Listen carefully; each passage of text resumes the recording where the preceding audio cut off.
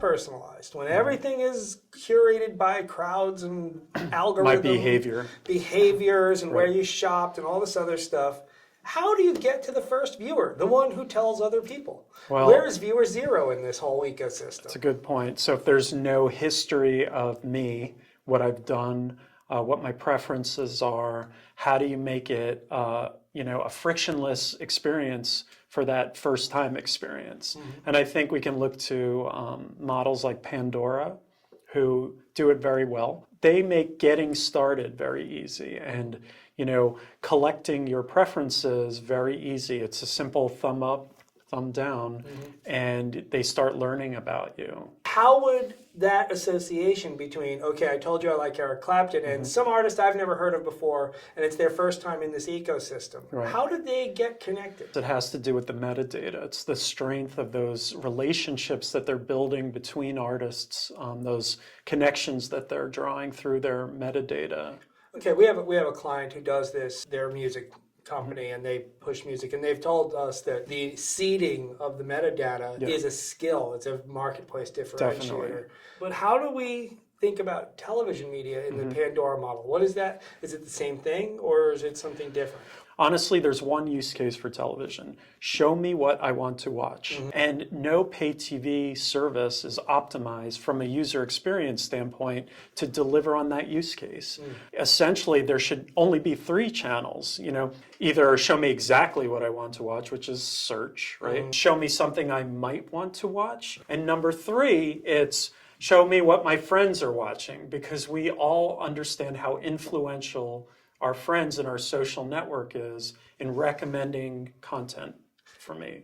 Only 3 channels, but that really runs counter to all the advertising I see for all the pay TV distributors. That's 3 channels: channel me, channel we, and channel us. Where does the technology that makes this happen live?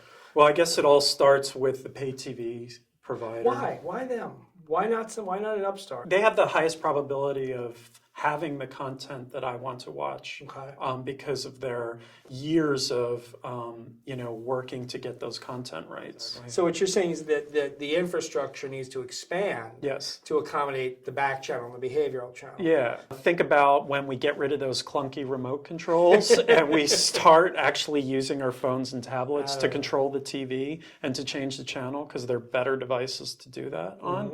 Going through Wi-Fi or digitally, it's going to be able to collect that data more easily than a remote control to a cable box. Metadata is often seen as a problem to be solved, not an opportunity to be realized. Right. Do you think that's simply because of the way digital media supply chains are set up? It's just too hard to make metadata work, or is it something else? It's a big task.